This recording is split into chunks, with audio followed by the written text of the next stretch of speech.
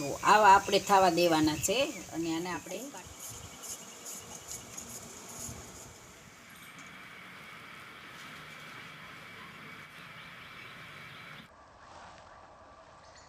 હાલો મિત્ર, જય માતાજી. હું દયાબેન પરમાર અમરેલીથી. મારી ચેનલનું નામ દયાબેન ડીનું રસોડું. તો આજે આપણે બ્રેડના ગુલાબજાંબુ બનાવશું. તો ગુલાબજાંબુ બનાવવા માટે આપણે આ બ્રેડ લીધી છે, 6 નંગ લીધી છે આપણે, જે આ મોટી સાઈઝની આવે એ લીધી છે આપણે.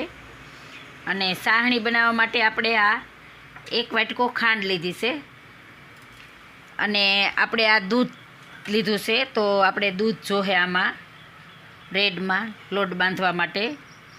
અને આપણે આ પાણી લીધું છે અને તળવા માટે આપણે આ ઘી લીધું છે. તો હવે પહેલાં આપણે ગેસ ચાલુ કરશું અને સાહણી બનાવી લેવું આપણે.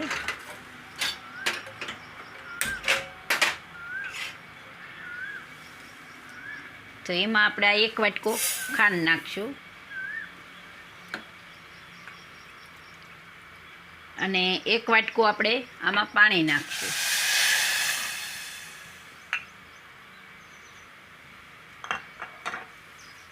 તો ખાંડને આપણે 1 તારની સાહણી લેવાની છે.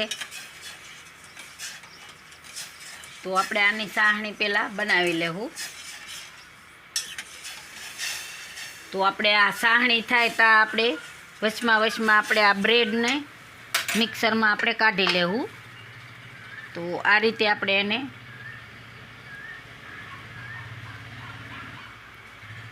આ રીતે ભૂકો કરીને આપણે આમાં થોડી થોડી નાખીને આપણે બ્રેડને મિક્સરમાં કાઢી લેવું. તો આ રીતે આપણે બધી બ્રેડને આપણે આમાં કાઢી લીધી છે.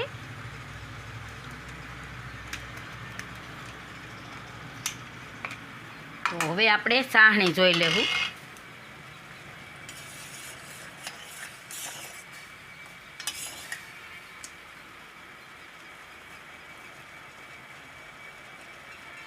નથી થઈ, આપણે 1 તારની કરવાની છે. તો હજી આપણે 2 મિનિટ જેવું રહેવા દેવું.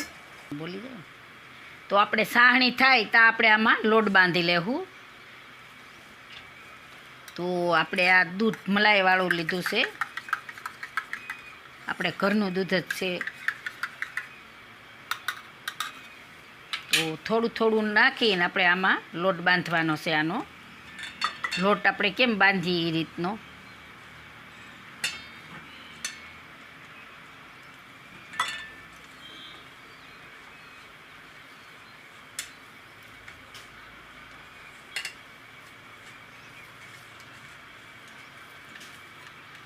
થોડુંક જોહે હજી આપણે. તો આ રીતે આપણે લોટને એકદમ સરસ બાંધી લેવાનો છે.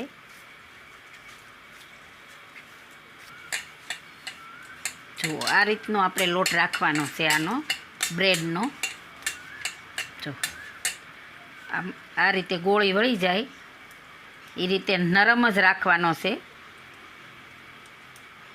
એકદમ સરસ નરમ રાખવાનો લોટને આપણે. તો હવે આપણે આને 5 મિનિટ દેવા દેવું ઢાંકીને.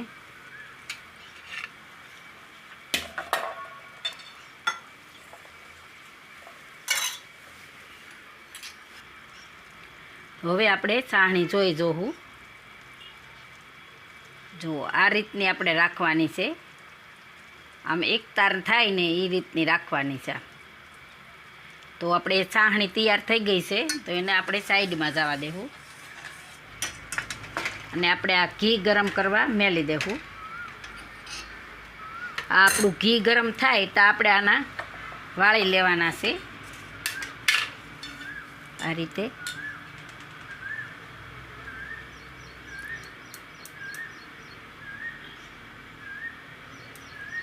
ક્રેક ન રહે એ રીતને આપણે ગોળીઓ આને વાળવાની છે એકદમ સરસ આ રીતના. જો આ રીતના આપણે બધાય બનાવી લેવું.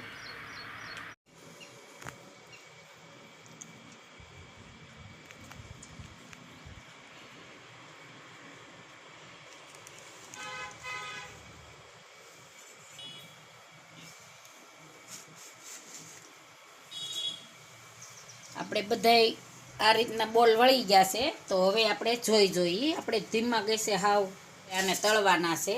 તો ઘી આપણું એકદમ સરસ ઓગળી ગયું છે અને ગરમ થઈ ગયું છે.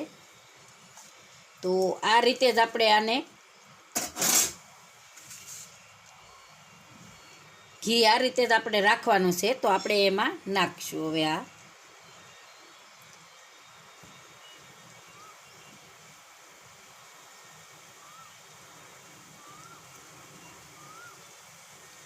જે પ્રમાણે આપણે આમાં હમાય એટલા આપણે આમાં ઘીમાં ફ્રાય કરી લેવું.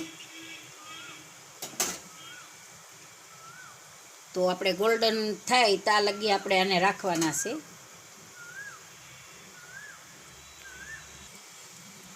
તો હવે આપણે એક સાઈડ આને ફેરવી લેવું. જો આ રીતે ધીમા ગેસે આપણે હાવ તળવા દેવાના છે. એકદમ આપણે ગુલાબજાંબુ જેવા જ થવા દેવાના છે.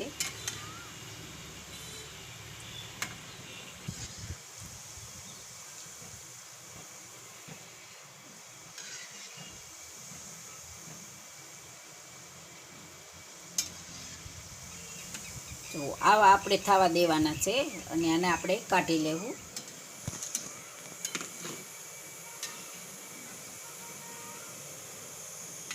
ધીમા ગેસે જ આપણે આને છેડવાના છે, નકર અંદર કાસા રહે. તો ખાસ ગેસ હોય તો એકદમ આમ થઈ જાય ઓલા. તો આવી રીતે ધીરે ધીરે આપણે આમાં તળવાના છે. તો આપણે આ તળાય ત્યાં લગી આપણે આમાં સાહણીમાં આને નાખી દેવું.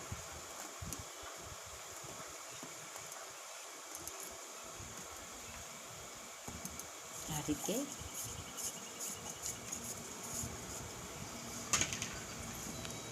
આને આપણે સાઈડમાં જવા દેવું.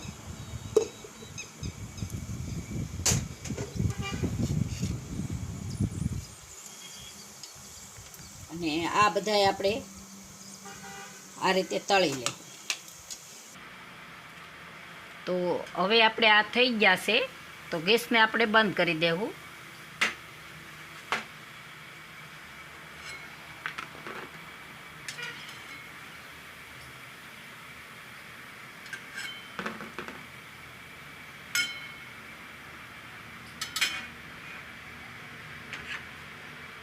આને આપણે આમાં નાખી દેવું ગરમે ગરમ, એટલે આપણે સાહણી પીવે એમ.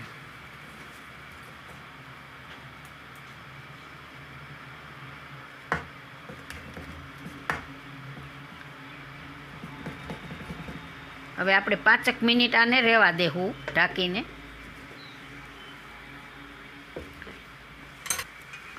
તો આપણું ઘી છે એને આપણે આની કોર લઈ લેવું.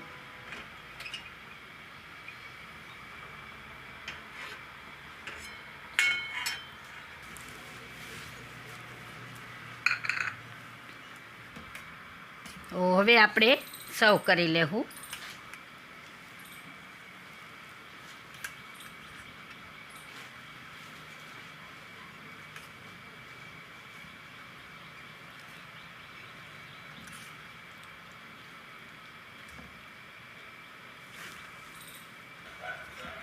તો એક આપણે આમાં કાપીને જોઈ લેવું. આમાંથી આપણે લઈ લેવું એક.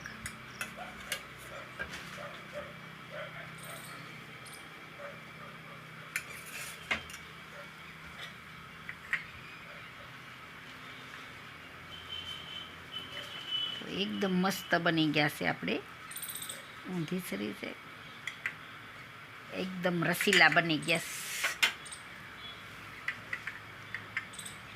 જો એકદમ મસ્ત બની ગયા છે ગુલાબજાંબુ આપણા. તો તૈયાર છે આપણા બ્રેડના ગુલાબજાંબુ.